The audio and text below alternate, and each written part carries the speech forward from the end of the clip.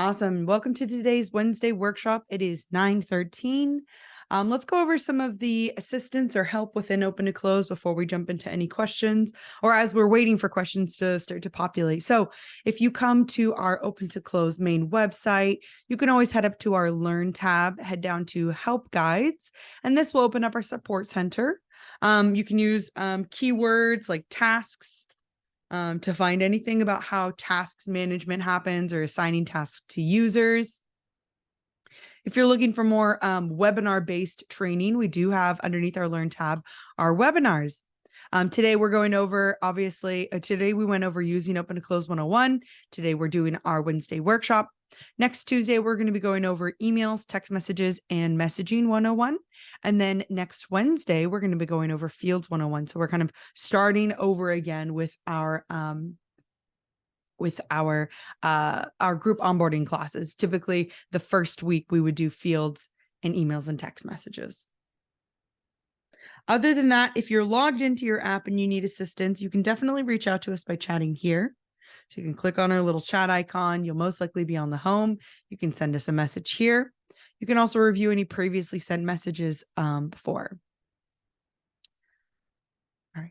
Good morning. Welcome, welcome, Todd. All righty. Let's go ahead and jump right in. We've got a question. How many email addresses can I have for each account? So it depends. Typically what we'll have, depending on what your integration is, whether it's with Google or whether it's with Microsoft. When we're talking about adding emails to users, you're going to have one email account that's associated with this particular email and another email account that's associated with this particular user as well. So we can have one-to-one. So let's say we've got this Google Workspace, and on my Google Workspace, I have 2 users on that. We can connect one to this community, and the other one we can connect to implementation team.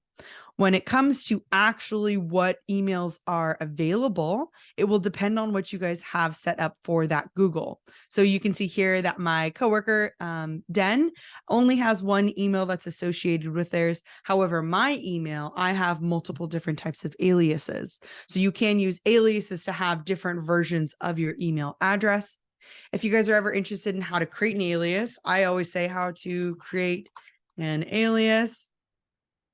Press enter. And what we're going to want to do is we're going to want to look for Gmails. You know, if you're using Gmail, you look for Gmails.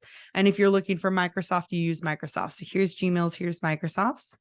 So in Gmails, it'll tell you all the steps of what an alias is, how to add in those alternate emails. And then same with with Outlook, they have just an explanation of what that is and how to go in and create that alias. I'll go ahead and grab these and drop them in our chat. And then I'll have my co-panelist send those to your guys's, send them to the chat if you guys are interested in reading a little bit more on how to create aliases. Okay, next question. Question about LIFs. What do you mean by LIFs first, Todd? If you wouldn't mind expanding on what acronym you're using there. Why is the only form condition clause equal to? Why is it not? Oh, listing intake form. Okay, so you're talking about form conditions, if I'm correct. So we're going to head over to our 3-line icon. We'll go down to our hammer icon, head into our templates. Here, I'm going to click on intake form templates. Now, this is going to be the same for any intake forms, right? So we go into our new listing, we'll have form conditions. We go into our buyer's residential, we've got form conditions still. And if we go into our residential, we still have form conditions. So what Todd is asking here is, why is the only form condition clause equal to?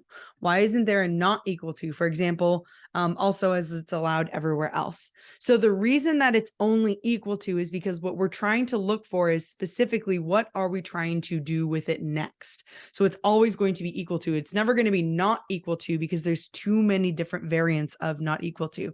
You could have, you know, like, for example, with the contract status, right? You could have different phases for your listing process. And you would need to be very specific about, if it's equal to this one, what happens next? Instead of, if it's not equal to this, then all of these other options can do what? The way that the system's built out with form conditions is we're looking directly for that. What is this equal to? What option are you selecting so that we know what to happen next? That's just how this is just functionality for the system. It's always going to be working in that. When it's equal to this, then we bring on additional stuff. Awesome.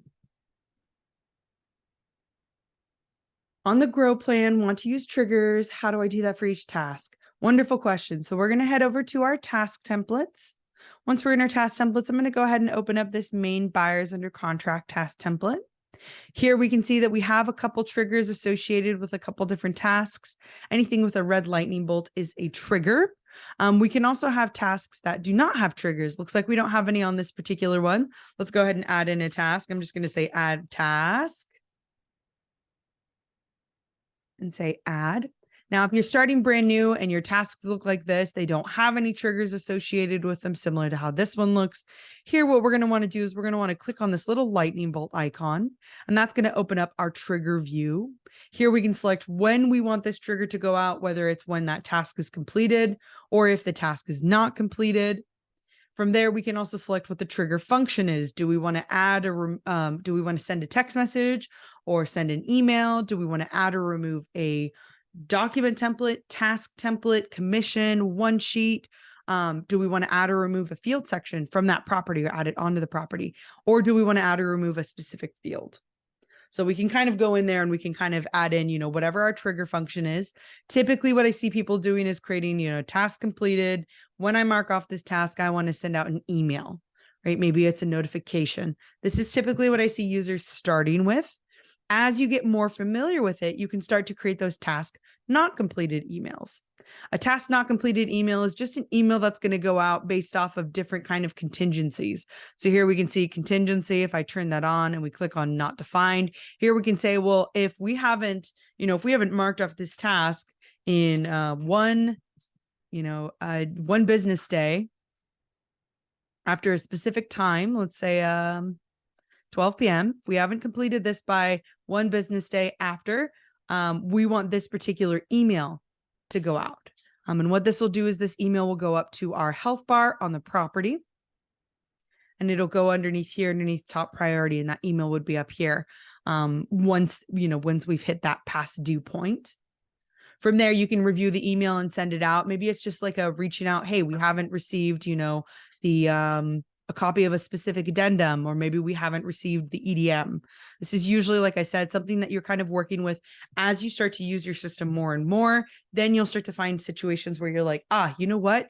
It'd be great if I had this reminder email out to my agent just to say, hey, we haven't received this signed addendum, or this document, or I don't know who the inspection, the inspector hasn't been selected, something like that. You can use any number of those for it. But it's usually something that you're going to figure out as you're using the system. It's not something that I see people using right away. That's how you'd add those triggers to it. So if those triggers were on, I just flip on the switches, and now we see that red trigger icon here is active. We can also review the previous triggers that are there. We'll click on trigger options, and it'll show you what these triggers are. If you click on email and then you click on where it says the email template, so here, this is the email template that's associated. It's going to warn us that we're editing the master email template for the entire organization. When we say yes, that's going to open up that master email template. We're editing this for everyone. So just be very mindful of whatever changes you make here. Other than that, I'm going to go ahead and delete this task because I don't need that on my main buyer one. Alrighty, next question. I just learned this week that one of your employees is getting an email every time a listing intake form is submitted. Can those emails be turned off? Can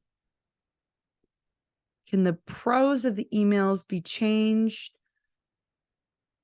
We have multiple listings, but the automatic email is identical in all cases.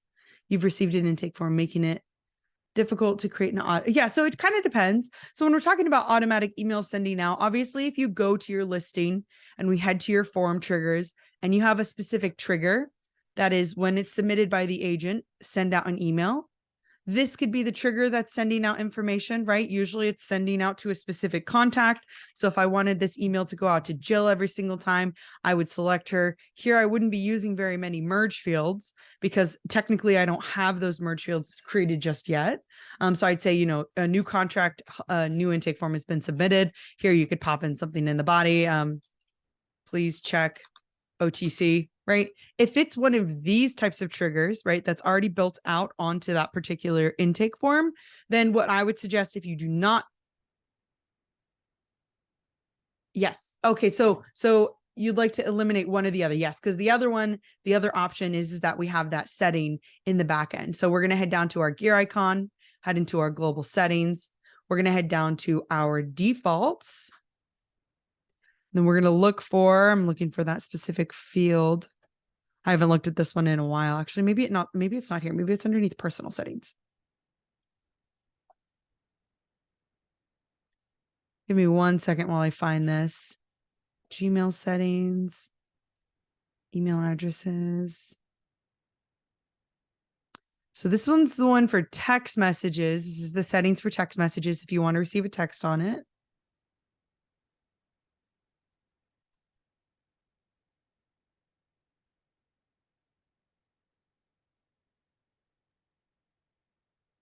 This is where your emails are.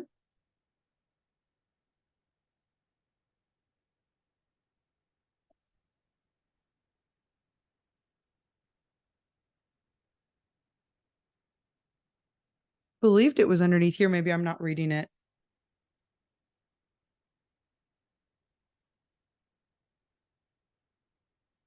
Jill, do you know where that specific setting is? I don't think I'm seeing it. I was just trying to find it myself. I've seen it and I'm completely blanking right now. Right on where its location is. So long. So hang on.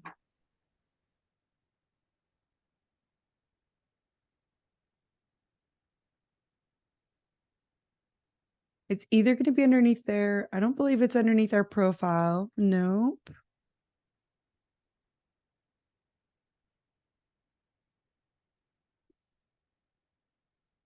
As far as I understood that, I believed it was here, but maybe I'm just not seeing it this time.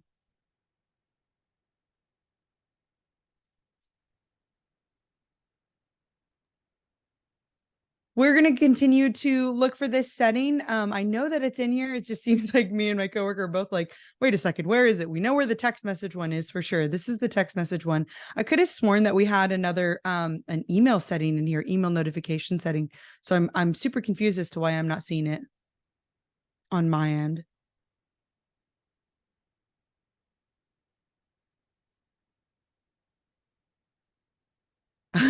No worries, Todd. Yeah, it's a lot better when you find out that we're also having difficulty finding it. I could have sworn that it was underneath these ones, but I'm not seeing it there. So yeah, let us check on that. I'm gonna reach out to my team because this is what we do when we get stuck.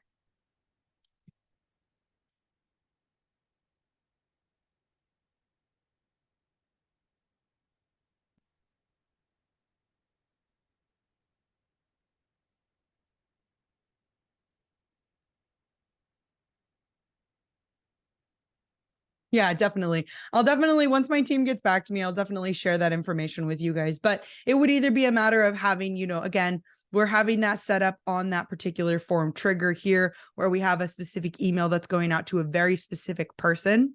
So if you have it set up where it's going out to a very specific person here, I might, we might consider changing this email instead of being when form is submitted, possibly when form is internally improved.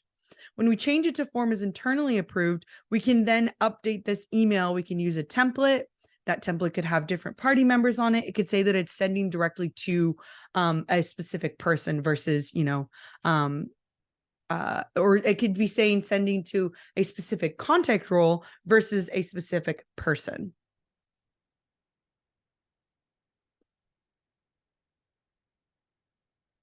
Alrighty, next question. How do you set up smart blocks? So my first suggestion when you're setting up the smart blocks is to think of the conditional information that you're either removing or adding to your different emails, right? All of us have emails that we alter, that we edit, that we update. Usually it's our intro email. Sometimes we're like, actually, I don't need the appraisal information, or I do need this block of text explaining what we're doing with the inspections. So that's where I would start with. Locate that email that has that kind of like, well, sometimes I send this out, but sometimes I delete it. When you go to that, we're going to next head down to our hammer icon templating and go into smart blocks. We can also select Control S on our keyboard, and that's going to pop open our smart box as well. To see a list of those shortcuts, you're going to go to your little person icon, and here you can see the shortcuts here. So smart blocks, Control S. So popping open those smart blocks again, I have a couple different versions of smart blocks in here right now. For example, I've got this earnest money responsibilities, very simple. It's got information on earnest money. It does not have a condition set up with it yet. So what I probably want to do is have some sort of condition here, maybe say something like, well, I need to know if the property field earnest money amount is not blank. I will say is not blank. And that means then I want this particular set of instructions to come on there. But if earnest money amount is blank, then maybe we don't need this list of information on that particular property. This can also be a really quick way of seeing, okay, when I'm reviewing that email, let's go to this particular property here. If I'm reviewing that email, let's go to InQ. Let's go ahead and say inspect. If there were any merge fields missing, let's see if this one has merge fields missing. It does not. I know I had some on my intro emails this morning. I can reapply that task template. So let's go ahead and do that right now, just so we can see what those emails look like.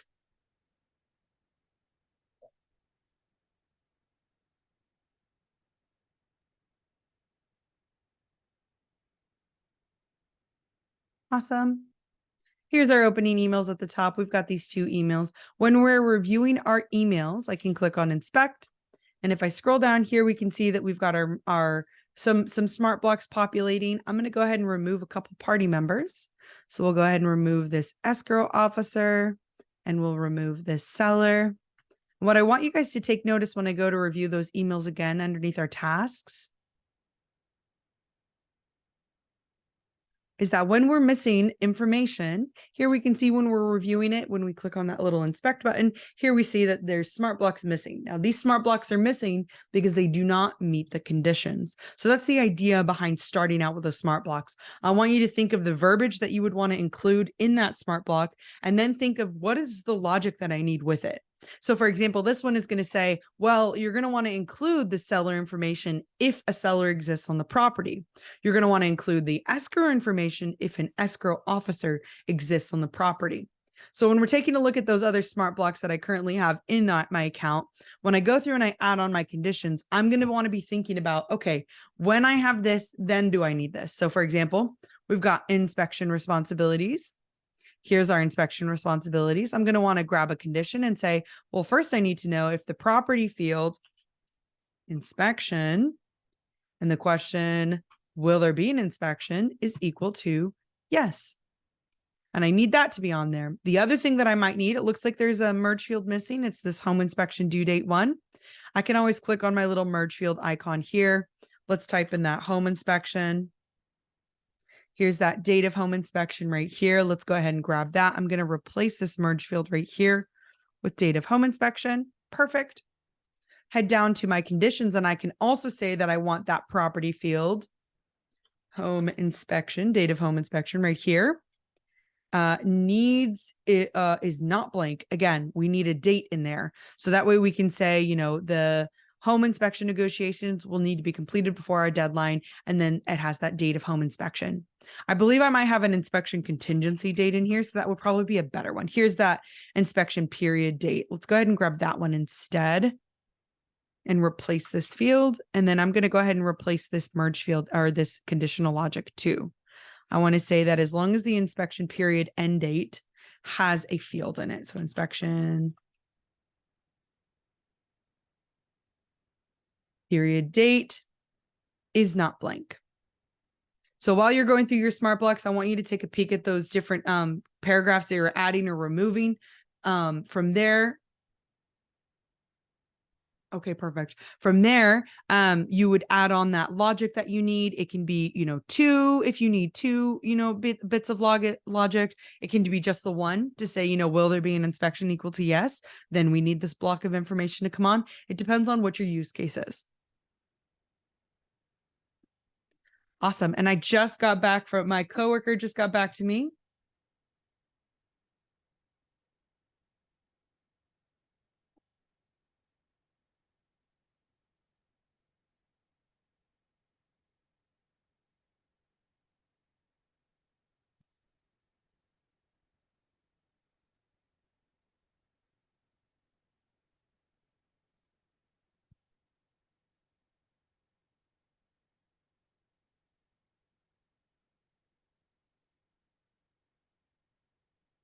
Interesting.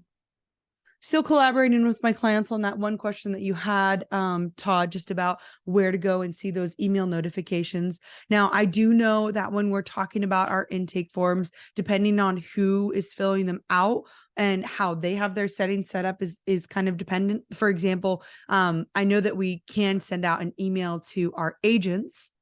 I'm just trying to see if maybe that setting is actually on our.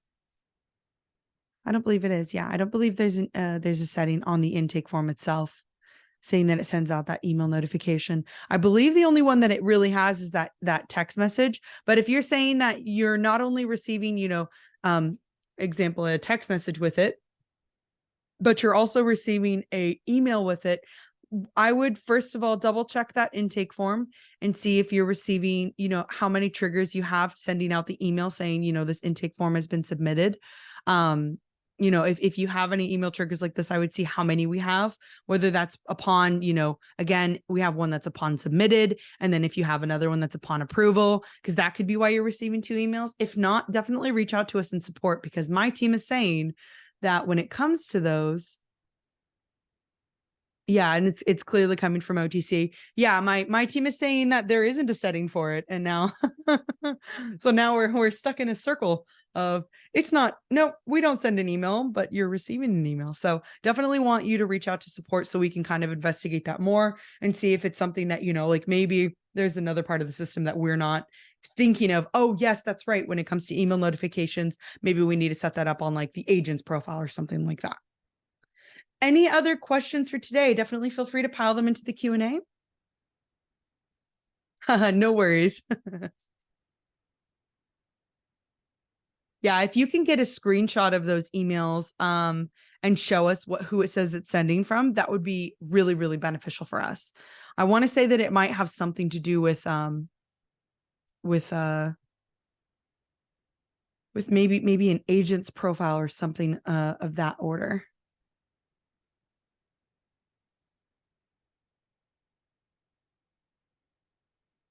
Yeah. Yeah. And I see, I'm looking at the email that you just sent me right now. Yep. It's from hello at open to close. Yeah. So we'll want to forward that over to our support to see, where is this also sending out this email again from. Awesome.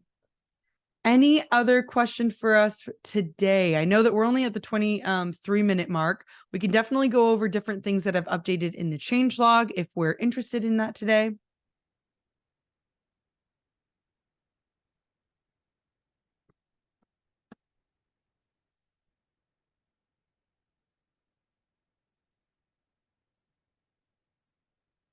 Looks like we've got a question. I got a couldn't load plugin error when viewing files inside of OTC. What does that mean and how do I fix it? I believe what you're referring to is when you're looking at the documents and you go to review that particular document, it doesn't populate here. Is that correct?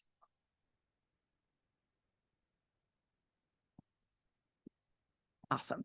So for this one, what I'm going to do first is I'm actually going to rely on our support center. I'm going to pull this open and I'm going to type in plugin because I believe what we're looking at. Nope, that's not the one we want. Let's see for documents. This document templates overview. Let's see, organizing documents on here and replacing documents in a document folder. I've only seen it a couple times, and typically when I see it, it's just a matter of the the PDF viewer is not loading correctly on the browser. I know that some people have experienced it when they're in a different browser other than Chrome. So definitely feel free to reach out to us if you're using a different browser. We'll probably want to investigate into that a little bit more to see what's going on with it and how we fix it. My support team might have a very quick way of making that update on there. So definitely, James, if you want to reach out to help, or you can definitely chat with us here, and we can go over and see, what's going on with that and why that's not loading. Awesome. No worries. Alrighty, our next question, quick thing on tables. How does this work? Sure. So we'll head over to our properties. Here we've got our tables. Let's go ahead and create a new table together. So a table, I want you guys to think of that as the big bucket for your system. Here, I'm just going to name it transactions. Usually that's what you're going to want to name your first one, is just your, transactions. Doesn't need to be anything specific. Tables are going to be, like I said, that big bucket. It's going to be all of your properties. That's usually what you would want to think of it. Segments are going to be the smaller snapshots of those properties. So we could say closing soon. We could say active listings. We can have a couple versions of these. Now, when we're looking at our main table, or so transactions, our main table here, we can set up different kinds of filters on this left-hand side. So I can update and say that I want to see specific contract client types, or I can say, for my table columns, I really want to see the file status. I want to see the contract client type, and I want to see the contract date. Here we can reorder those particular columns. So I'm going to drag that up there. Maybe I don't need the listing expiration or the photo date or any of those. I really just need this information here. What's the contract date? What's the listing agreement date? Once I say update, here it's going to update those columns. Oh, yes. And I can go through those steps again a little bit slower for sure. So first things first, we're going to head to properties. Once we're under properties, we're going to head to where it says transactions. On your view, it might say tables. It might say add in a new table. It depends on if you have tables already created. You're going to click on this drop down where it says tables, and you're going to go down to create new table. Once you select create new table, you can add in the naming convention for this. So I'm just going to put in Hannah's table and then pop in the date and say submit. Once I've created that table here, I can create different segments. Segments are going to be those smaller buckets. So I'd click on where it says segments, click on create new segment. Here I could type in closing soon. Say submit. Click on that drop down, add in another one, active listing.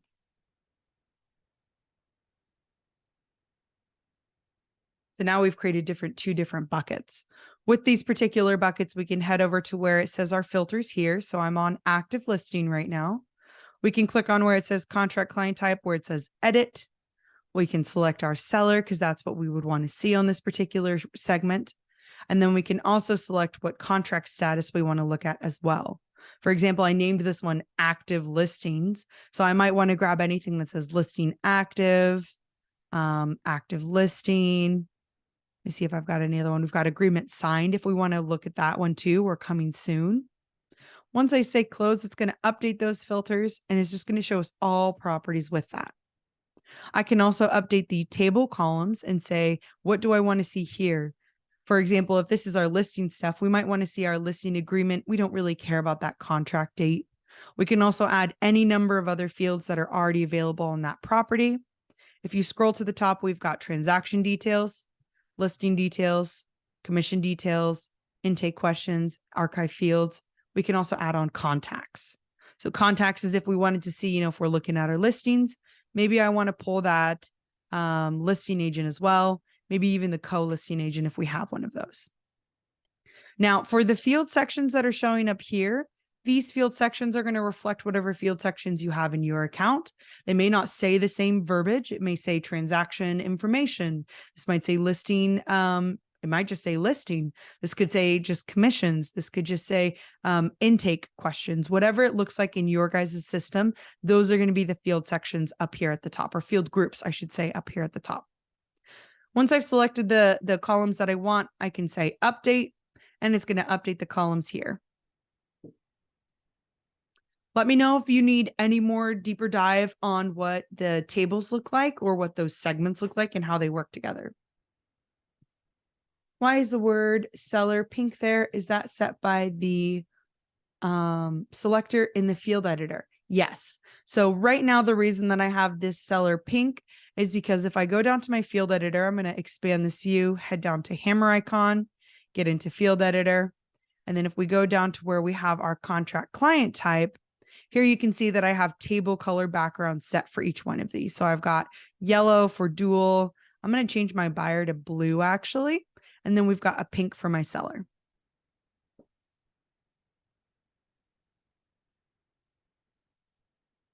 All right. Does everyone see this? If you have a team, but you are on your own account, I'm assuming you're referring to the tables and segments. If you are referring to the tables and segments, that's going to be dependent on whether or not you have given them access to it. So when we go over to our properties, we're going to go over to that table that we want to give them access to. So we can select it from here. This drop down, I have quite a number of tables. Once you've selected that, you're going to scroll to the bottom of this left-hand column right here where the filters are. And we're going to go down to table users. Once we have table users selected, here we can give different access to the different party members that we need to give access to. So here I've selected 4 of my other team members. Here I can give them access to the segments as well. So if you only have the tables selected here, they're only going to have access to see those tables, but they're not going to be able to edit them. If we give them access to editor, they're going to be able to edit those tables. So all of these party members will be able to edit this table, but they're not going to be able to see the segments. If we have the segments selected as well, they're going to be able to edit the table and edit the segments. Typically, if you do not want people altering or updating the views on your segments or your tables, this is how you'd have that set up, where you'd select the people that need access to that table. Here you'd have their segments selected as well. That way they have access to see what are those baby buckets. So here, now that I've set this up, I'm going to go ahead and say close. I'm going to head down to my gear icon to organization and users. Here I've got one of my team members, implementation team. I'm going to impersonate them. Once I've impersonated them, we see this red bar up at the top. That means that you're viewing someone else's account. If we head over to properties and we click on where it says webinars, we can see here that we've got Rory's transactions, which is their table, but we've also got the transactions that were shared with them. So here's Hannah's table from 9/13. If we click on it, it's going to show me the tables, and it's also going to show me the segments that are available. Now, the reason I'm not seeing any properties is because I do not have this team member on the same team as I have community on. So they're not going to see any properties unless there are properties assigned to them on their team. That's just the structure that I currently have for my team. I'm going to go ahead and unimpersonate and jump out of there. Let me know if there are any other questions on the tables and segments or how to give access to your team members.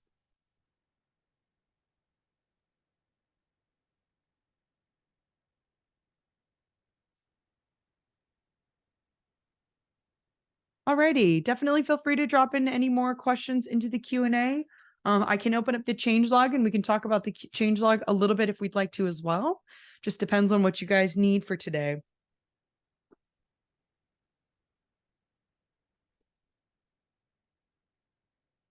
Awesome. So we've had a couple different updates to our changelog. If you guys are SkySlope users and you've had some issues with your office checklists, we've been able to correct the issue. And now if your checklists change in SkySlope and you need to push over, let's say a listing or a sale into SkySlope, and let's say your checklists have updated, we were able to update that and have it that it brings in the correct checklist.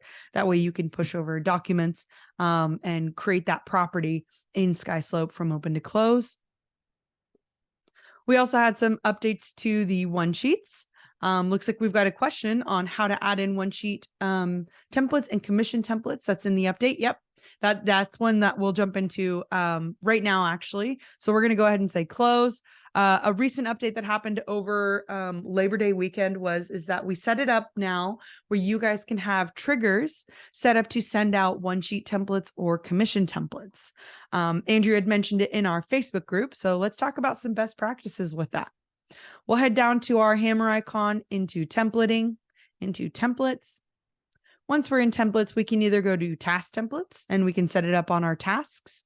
We can also set it up on our intake forms. And if you guys are using triggers, we can also set it up on a trigger or a property field trigger template. Okay, so a couple different places. When we're talking about setting it up on our tasks, I'm going to go ahead and go to tasks. Let's go to our main buyer under contract. Now, main buyer under contract is really helpful for us to kind of set up these two particular things on it if we want this to go out every single time, right? Because our main buyers under contract task template comes onto every single buyer. If you only needed the commissions when or the commission template when you're handling referrals, then what you could do is you could head to that specific task template that says referrals. Let me see if I have one in here. I don't think I do. I do not have one in here, but you could create a specific task template that's called referral tasks. And one of those tasks could have a trigger that's for a commission template. Just kind of depends. Opening up this buyer's main under contract one, when I review the information here, I can either add it to an existing task. So for example, this one says review transactions, send amendments to escrow. This one might be a good one to go through and add on that one sheet if we wanted to send out a one sheet of information to that escrow agent or to that escrow officer. So here, if we wanted to do that, we could click on our little trigger icon here or a little grayed out trigger icon. Once we have our triggers open, we can select add trigger, choose the action. We could say when the task is completed, I want to add or remove a template. The template that we're going to want to look for is our one sheet template. So I'm going to type in one sheet because I have one. Here's that sample one sheet template. I can say add. Next, I'm going to want to turn on that template. And now we have that trigger turned on. The last thing I like to do is grab the trigger assets and say add template. Remember, when it is purple, we are editing it. When you press enter on your keyboard and it goes from purple to gray, that means that it's saved. So this is how you could send out a trigger. You know, when I mark off this task, not only am I going to be sending out the transaction documents to title in an email, but maybe I want that one sheet to start to go out as well. The one sheet is going to pull in all of the different settings that you have your one sheet set up as. So for example, if I head down to our one sheets and here's our one sheet, I'm going to select edit. When I'm on it, if I go to schedule and we have a schedule time set here, that's going to be set up for that one sheet.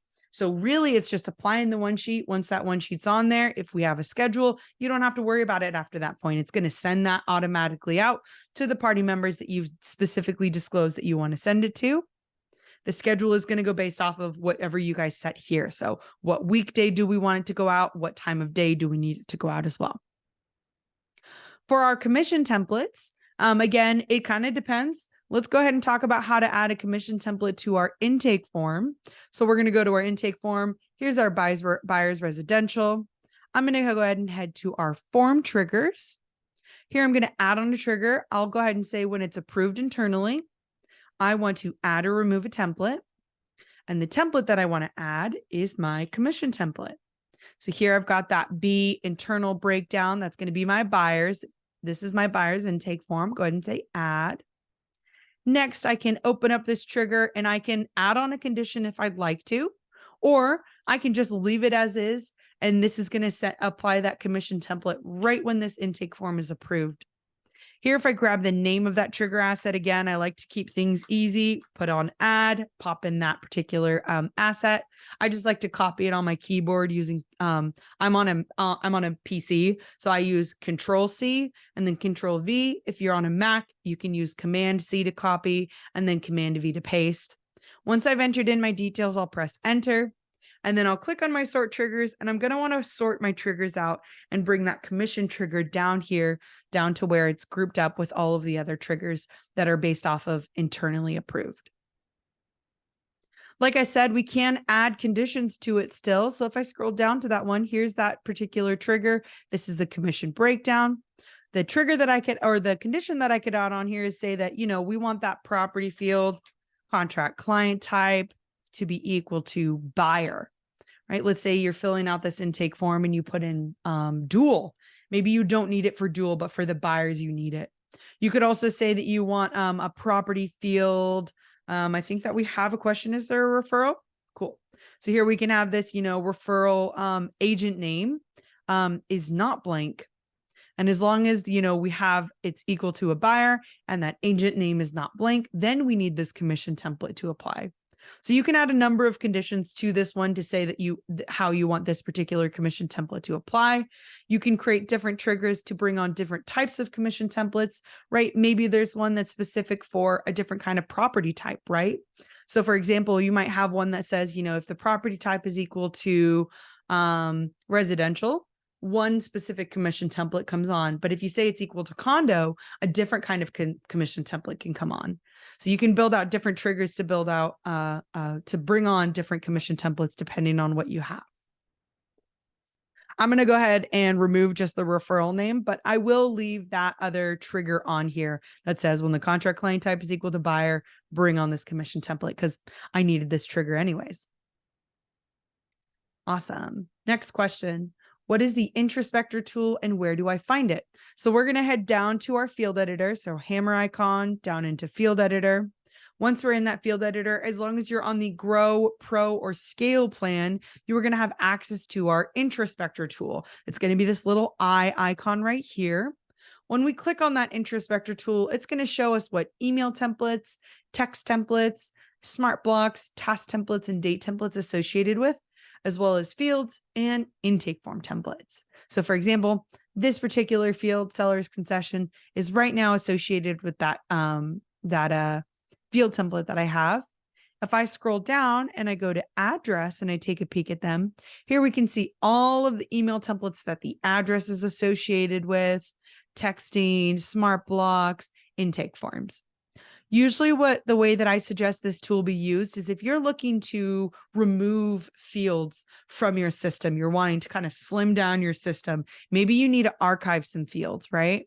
Here, if I go to archived, I don't have any fields. These are just field sections that are currently in here. But if I wanted to archive a field, I might want to go, okay, here's earnest money held by. Let me click on that inspector tool and see where is that also being used. Currently, it's only being used on that field template. If I really truly do not need it, then I can go ahead and put that into my archive field section by selecting this and saying move. I can also select the name of that field and I can change the field section that it's in to underneath one of the archive field sections here. Just depends on what you need to do with it. Like I said, usually I have people double check where that field is being used. That way they can see, okay, cool. So for earnest money due date, it looks like it's being used on these task templates. This is the name of the task template, and this is the task that's associated with it. So maybe I need to be very careful before I update the naming convention of it. If I change it to EDM due date, that's fine. But, is it going to change anything for my task templates? Same thing with my inspections. If you guys remember earlier, I grabbed that date of home inspection. If I click on my little eye, right now it shows me the email templates that it's associated with and the task templates. If I go to inspection due date and I click on the eye, now it's going to show me the two smart block that it's associated with as well. Let me know if there's any more questions on that inspector tool. Again, that is going to be on the Grow, Pro, and Scale plan. All right, so the other question that we have here, back to properties and tables, or tables and segments. Can you edit the name you made under example under contract? It should say buyers under contract. Yes. So we can head to properties. We can go to the segment that we want to change here. So I can click on, like, for example, let's go ahead and create that same exact scenario that you just did. So you said under contract. You submit it, you set it up that it's specifically for the buyers, and then you go, oh, I need this to say buyers. How do I edit this?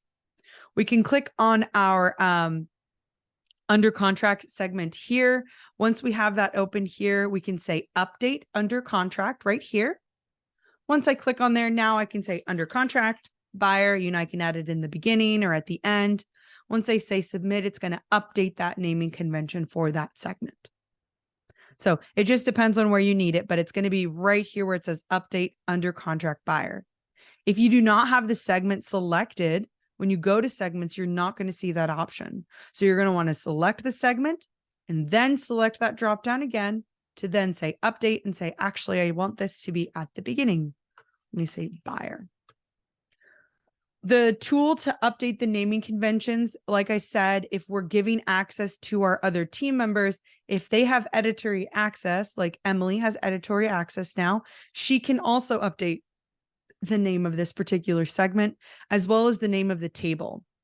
Whenever we have an update to a table, I'm going to go ahead and select, let's go ahead and select transactions, because this is one I just created today. I'm going to have it selected. I'm going to go down update table name. Here I'll see transactions, and now I can add in 913 and press submit. So we can update it by selecting that update table. When we have a segment selected, then we'd go to and then whatever that name of that segment is.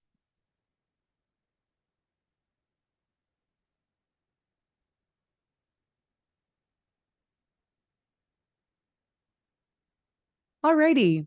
Any other questions for us? If we don't have any more questions for today, I can give you guys 15 minutes back into your day. Like I said, Todd, definitely reach out to us so we can kind of investigate a little bit more into just the email notifications that you have and that you're getting. If anyone else is also, running into that as well, where they're having, they have a trigger that's sending out that email notification to say that we've received, an intake form. Awesome. Perfect. But if anyone else has that issue, definitely feel free to reach out. Thank you, Todd, for sending that out. We'll kind of investigate and see what goes on with that. And then probably next Wednesday, we can cover that again if that question comes up again. Awesome, guys. Well, as for next steps, like I said, if you guys need to reach out to us, you can definitely reach out to us by accessing the chat down here. You can either send us a message, you can see your recent messages, or you can email us at help@open2close. If you're looking for more training, maybe a very specialized focused training, you can always go to our Open to Close website, head to learn, go to our webinars, and then here we have a list of all the webinars that we have coming up. Today, we just completed using Open to Close 101. We're just finishing up our Wednesday workshop. Next Tuesday, we'll be going over emails, texts, and messaging 101. And then next Wednesday, we're going to be going over fields, talking about updating those fields and field editors and date templates. We might even touch on commission templates in there, it looks like, too. Awesome, guys. Well, I'm going to leave the room open for just one more minute. Definitely feel free to drop in any questions into the Q&A. Other than that, thank you everyone for attending, for dropping in your questions. Again, this recording is going to be available. I believe it takes about a 48-hour turnaround time. So Friday it should be uploaded and it should be in our support center.